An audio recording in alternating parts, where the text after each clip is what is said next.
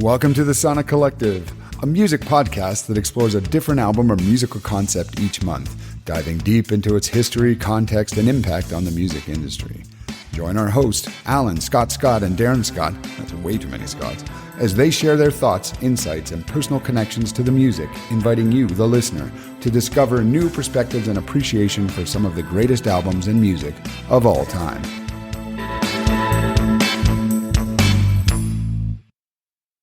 Hello, everyone out there in Sonic Collective land. This is Scott G kicking off our December 2023 review of my pick, Oasis's third best album, Be Here Now.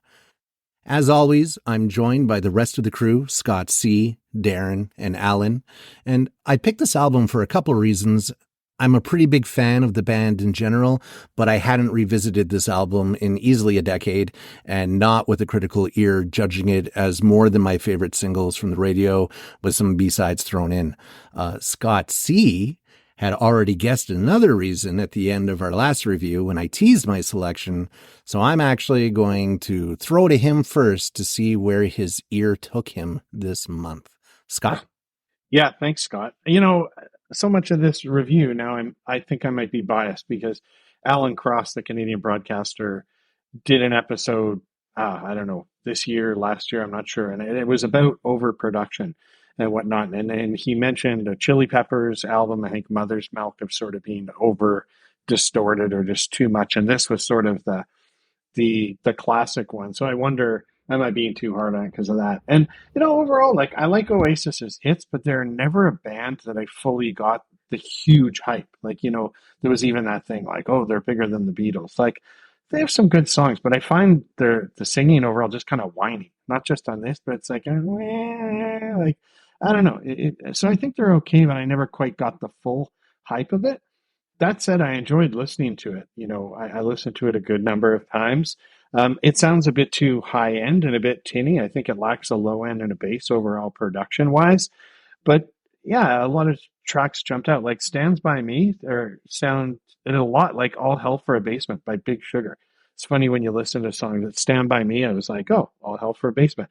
I Hope I Think I Know is a nice tune. Never heard it before, but you know, I kind of liked it a lot. And in a way, I found a lot of this album blended together. Like some of the hits popped out, but I'd be doing something and I'd realize that I was 3 songs to where I'd last sort of clued in, and it didn't differentiate itself. It was a bit of a wall of sound. A good surprise, The Girl in the Dirty Shirt had a real kind of Beatles quality to it, like ripoff or just styled after, I don't know. But I was like, oh, this is very much like the Beatles.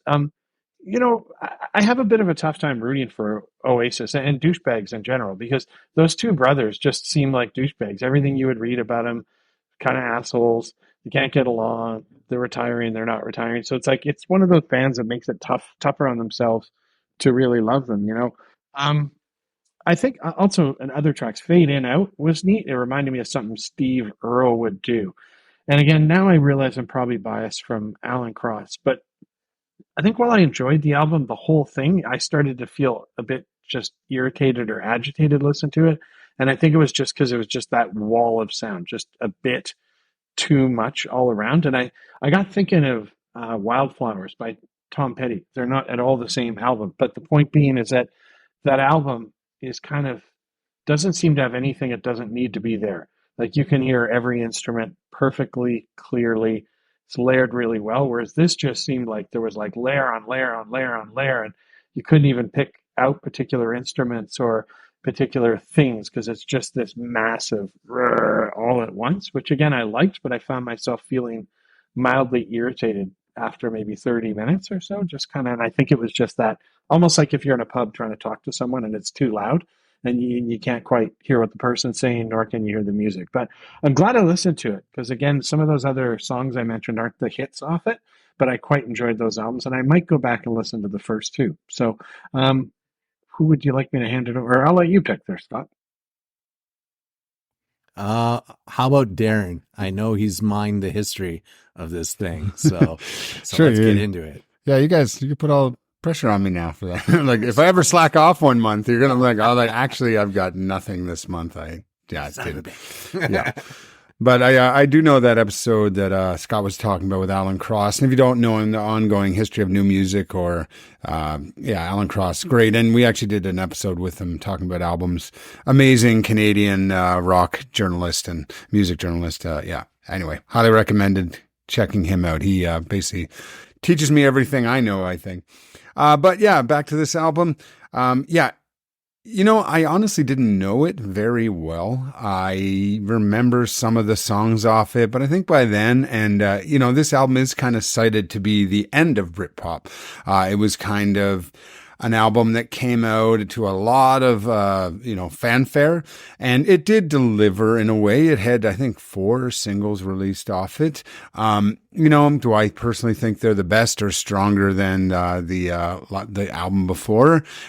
No, but it's not a bad album. I think first of all, I want to start there because I'm going to shred it a bit.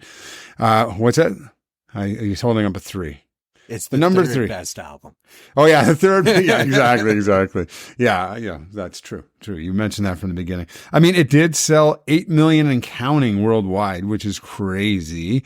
It won the Brit Awards in '98 for Best British Album of the Year. So it was received by the fans. Fans bought it. But then I also read it was like a year later, I think in '99. It came out in '97. So 2 years later, it was then recorded as the most resold through music retailers, again, like vintage record stores and CD places. So it got turned in a lot. So I think people were like, well, it's a good Oasis album, but if I'm only going to keep 1 or 2, if you're only doing 3, this is the third best album. And yeah, so I do agree with that. It's also the last album with the founding members, Paul Bonehead Arthurs and Paul Giggsy McGuigan. And Arthurs was on guitar and McGuigan's on bass. But after this, they all left the band. The band just went sideways. And I think Scott, I'm not even sure if you alluded to it or we talked about it, but this album also, it was pretty rushed. They didn't take much break after the last album. They toured. And right away, I think they needed a break. Obviously, the brothers never got along. If you don't know, I'm more team Noel. Noel seems to be the more sane one. Liam's the crazy one, I think, extra crazy. He's the one that he would refuse to show up for shows. He didn't want to do MTV Unplugged. So Noel goes and just tries to do it himself. And then Liam shows up at it saying he didn't want to do it because his voice was strained with a bunch of buddies, and they heckled Noel upstairs. And I mean, you think of MTV Unplugged, like their Nirvana album, like, wow, some really great, cool stuff being done. And his brother just shows up like, fuck you, you suck, you fucking idiot. Like, can you imagine? So that was right before they go in to record this album. And so they rush in. They probably needed a break. They didn't take it. They take 8 months to make this album. It is recorded at Abbey Road, some parts, and a couple other different studios. At the time, I believe one of the most expensive albums ever made, just for amount of studio time. And as mentioned, there was just tracks and upon tracks of relayering and extra instrumentation. And, I'm sure there's 8 layers of triangle on there if they really want it. But the guitars, it is, again, I like it. There's a lot of good stuff on it, but if you really listen to it, it is a wall of sound. And I just found too, and Scott Coates mentioned it, sometimes I listen to it and you almost have to be in the right mood, because if you're not in there's just too much noise, I just need some more chill stuff going on. This is not the album to listen to because there's just so much. It's just just sustain pedal and just there's always some kind of guitar going in every direction on this album, and not in every track, but halfish. So it does make it hard to consume at times. And it's just a little crazy for me. And I didn't like that part. Noel hated it at the time, but Liam loved it, when it came out. And it's interesting because if you think Noel's the more, I guess sane one and things like that, then Liam's like, I loved it. I was great. And he just coked out of his head. They just, there was a quote, I should have pulled it up here, but it was something like this was cocaine put to music. Basically. And I think that will come up again, but it just, and I think Scott Coates and I were talking about it. He mentioned it about literally it's been proven that when you're on cocaine, you don't hear music the same and stuff. So you just keep trying to add more to get it up. And you alluded to say there's no bass. There's literally almost no bass. And it's like, imagine like you accidentally hit that bass on your, your mixer and it's just down to zero. Oh, I didn't even realize it's a very treble, heavy, high pitched album. So again, that might lead to like why you can find it annoying at times. But they had also lined up the release date to compete with Blur, who they always had a big Britpop competition with. So it was going to be released the same time as their album. So this whole thing, what's going to sell more this day? And that really pumped up the sales. So there's a lot to be said that Oasis was just so big that they were going to sell 1 billion albums if they just pooped on a platter and put it out there. So, over time, as mentioned, a lot got returned. It's definitely the third best album. I will land there as well. So there's a few songs on here I do really like, especially the third song, especially because it starts, it's okay. You get a lot of guitars, and then the third song, and it's Noel singing for the first time, and Magic Pie. And I thought that was a really cool tune as well. I think that's kind of a hidden gem on there, but there are some slower songs on there. And there was one story they also said that it started by, they sent out, some studio guy to go get them some weed, and he was supposed to get him an ounce of weed, which is a decent amount of weed, but okay. But then the kid came back with an ounce of cocaine, and then they're like, that just kind of set the tone. And I'm like, first of all, like, there's got to be a huge monetary difference there. So I don't know how much fucking money this kid had, but like, man, like, it's like, oh, whoops, I got an ounce of cocaine, so, anyway, crazy stories. Anyway, we'll come back to me, but in general, I thought it was a pretty good album, a little noisy, but, a good effort. And I think, at least they still had the original members at this, because there's albums after this and I couldn't even tell you what they're called. But Alan, what did you think, buddy? Thanks, man. When Scott said this was his pick, I guess I really wasn't too excited, if I'm being honest. I didn't recognize any of the songs on this album, despite it having 4 singles. So I don't know, I guess I just missed them on the radio, which is weird. But I've always kind of had this opinion of Oasis as being pretty mid, kind of a ripoff of the Beatles, riding that post-grunge hype train and writing some solid singles to success. So I don't know, I'm just sharing a personal bias I had. Didn't have anything against them, but I kind of had an expectation in mind. And I'm happy to report that I was completely wrong on that one. This is a loud, bombastic, and kind of sonically interesting, very dense album to explore. It's a lot more rock and roll than I had expected. So yeah, I kind of feel silly for having prejudged it the way I did, but that's the whole point of the Sonic Collective, I guess, isn't it? To all your guys' previous points, the production value on this album, there's a lot. It's a lot of production. It just sounds very massive. There's a lot of different layers of sound, walls of guitar, and it seems like everyone's mileage kind of varies here. I found that I liked it. I thought that was a quality that brought some interesting dynamics to this, though to be fair, I didn't listen to the album on any like real high fidelity speakers, so I don't know, maybe I need to revisit with some better audio equipment there and just see if it holds up. But recently I've been getting into a bit of music production, so I'm kind of fascinated by production techniques. And according to the album's Wikipedia entry, Noel wanted to make the album as dense and colossal feeling as possible. So they really layered multiple guitar tracks. Like in instances, he would dub like 10 channels with the identical guitar parts in an effort to create sonic volume. And it sounded like they did the job. So, for what it's worth, I thought the guitars sounded pretty good. They're all just very full and vibrant. There's a lot of good solos, and they played some really catchy riffs, and it's kind of hooky. So I find I kept going back to it. And hey, fun fact, Johnny Depp actually played slide guitar on one of the tracks. I believe it was track 7. Can't remember what the name of the song is. Overall, I mean, it's a standard pop format album, which, in theory, you'd think would be kind of a formulaic album, but I think they did a pretty good job in making sure like it didn't sound too cookie cutter. You know what I mean? Like each track kind of felt cohesive and within the context of the fuller album. But this is a super long album. It's well over an hour. Um, and it's not that there were too many tracks. It's just that all the friggin' tracks are really long.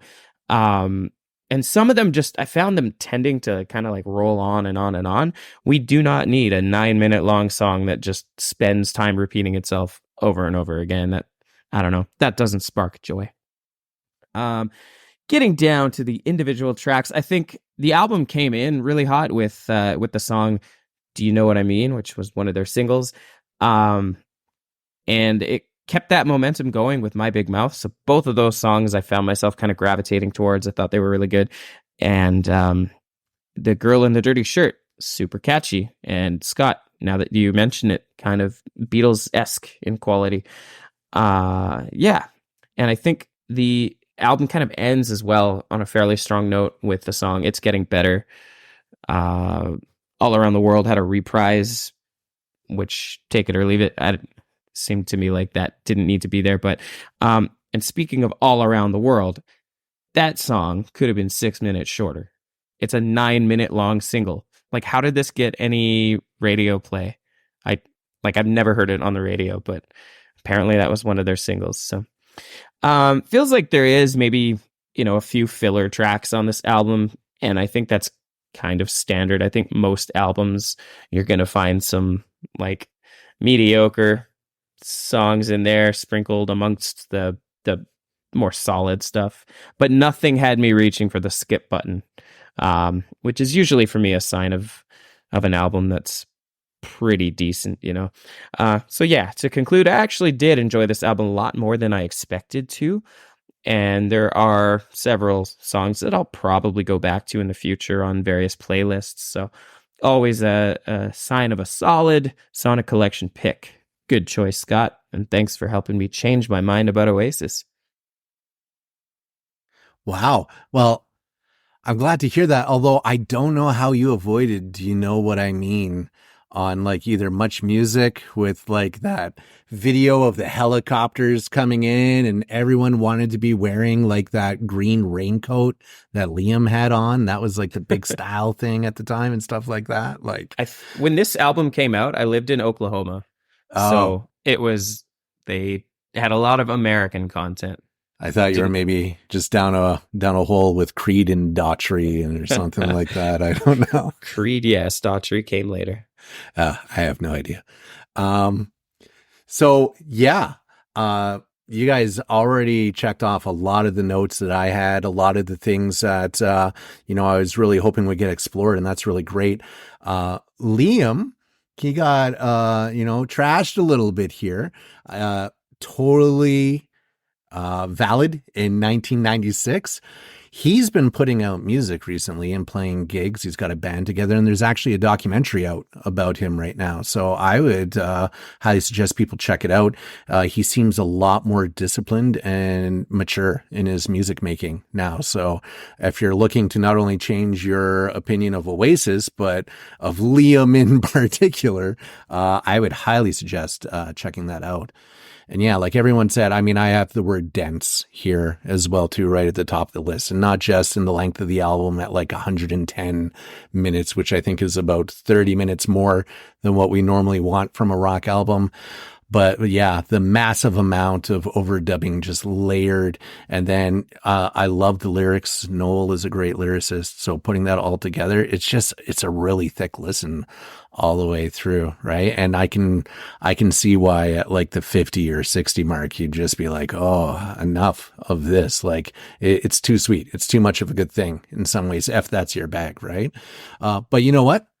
I am here for it for the most part. It did get some rough treatment at the time for being overproduced, a little full of itself, but I would expect nothing less from the greatest rock band in the world at the height of their power. I often say an album can be good within the context of what they were attempting. They kind of knew what they were aiming for.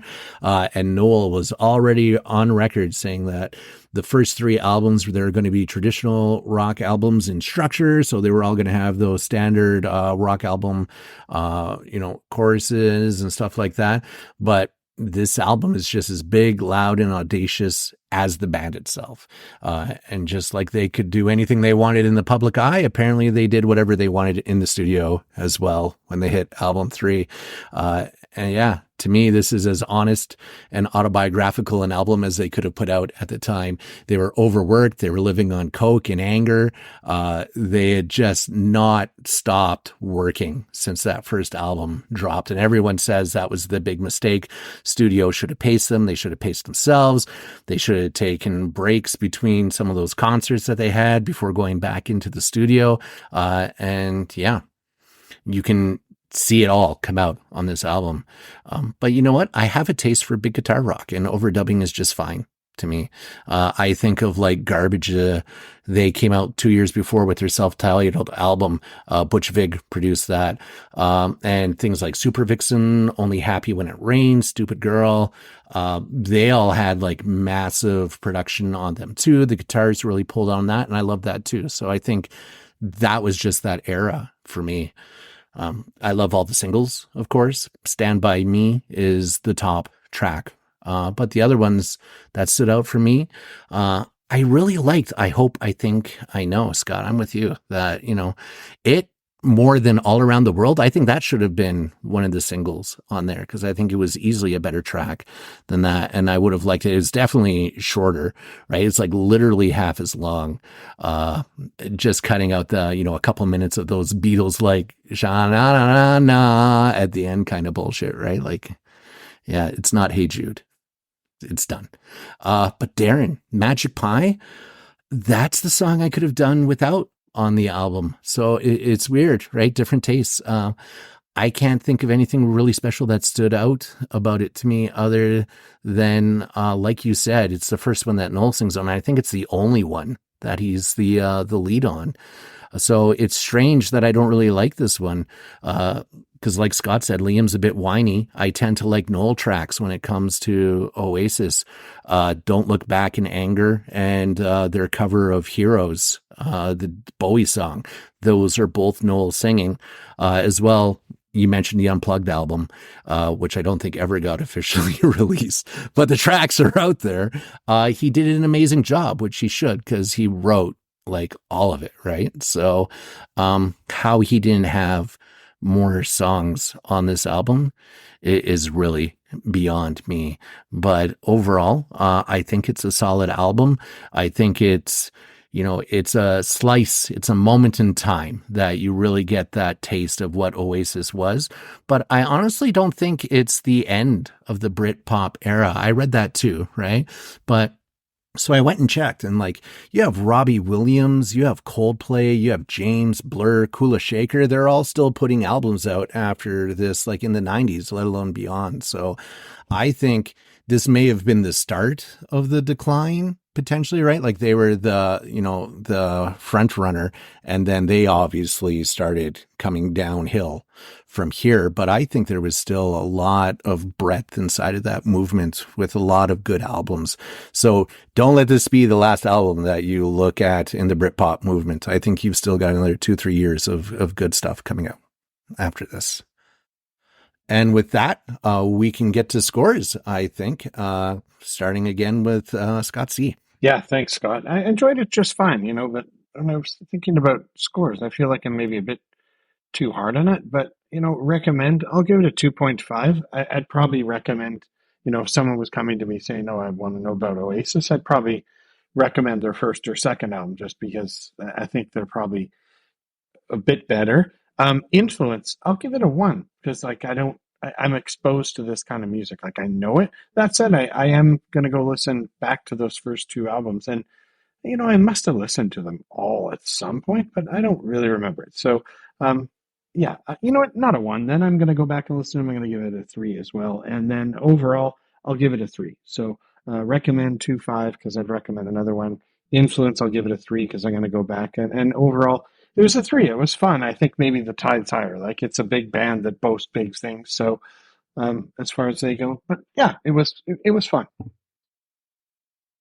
Yeah, cool. I'll jump in here. A few more things, I guess, before I jump into my scores. And you mentioned about it, Johnny Depp playing on it. But actually, right before this, Noel actually wrote most of the songs while he was staying at Mick Jagger's villa with Johnny Depp and Kate Moss. So apparently he had a writer's block, but then, I don't know, so the Oasis, they just go hang out with Johnny Depp and Kate Moss at Mick Jagger's villa. That's what rich people do, I guess. And then he got a little more dedicated and wrote most of the songs while he was there. So yeah, interesting. Yeah, there's a couple of cool, neat things about this one. On release, the kind of reprise of All Around the World was a hidden track, actually. So not if you bought the CD or anything, it wasn't there. And another thing too, the whole album was recorded at a higher pitch, which means a higher speed. So it's actually the original songs as they played were slower, and they sped up in every single track. They just add a little pitch because they liked the I don't know, the freaking cocaine or something, but whatever the higher pitch was, they wanted more treble, more everything, but they thought it would make it more colossal dynamic. But a couple little neat tidbits. And, and Alan mentioned the length. Yeah, it's 71.5 minutes, which we've brought up this many times, that the 45-minute zone for an album is like really good if you can have like solid songs. So when you're kind of going up there, it's just like there's an extra half hour for cocaine, right? And the deluxe version, which now is all on Spotify and stuff. And be warned, like when we say listen to albums beginning to end, don't get caught up in these deluxe versions. It's 3 hours and 37 minutes. This deluxe one. I started to listen to it and I'm like, man, it's the same album. And I didn't even realize I'd been listening for like almost 2 hours and it was still, and I'm like, well, I don't even know what songs are on the actual album. I had to go back and look. So careful of that little trap. So, anyway, it goes great with weed. I might have brought this up before, but Hazy Camper, they do a bunch of edibles, and they have a really nice dark chocolate mint. Really good. I've had one before. Just a nice vibe. Highly recommended if you're in Canada in the legal market or wherever you get your cannabis.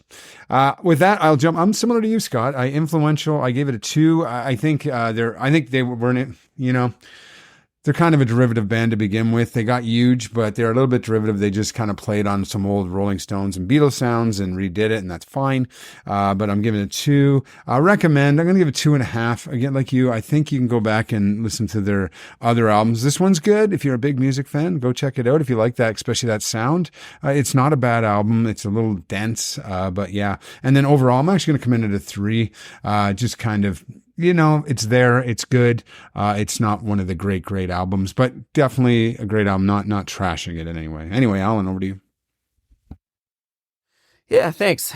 Yeah, so I guess not too much more to say here. I mean, overall, I thought it was a good, fun album with, plenty of hooks and some catchy jams, a few standout songs, and I enjoyed it a lot more than I thought I might. So, yeah, it was a good pick. I think, as far as recommendations go, I'm giving it a 3.5 out of 5. I can't say I would strongly recommend this album. I think it's solid. It's a solid offering, but I would probably be more inclined to recommend, a few specific individual songs from this album rather than the whole album itself. So 3.5 out of 5 for recommend. Influenced my taste, I'm giving it a 4 out of 5 because, to Darren's point, I think if you explore this album with an altered state of consciousness, you might be able to appreciate some of the nuances in that wall of sound. And I am certainly planning on going back and doing that. I didn't get around to it this month, but yeah, there's a few songs I would like to hear under a different state of mind. So I'm going to give this a 4 out of 5. And then overall, I'm just going to split the difference and come in with a 3.75 out of 5. Pretty solid pick. Sweet. Yeah, I don't have too much more to say about this either.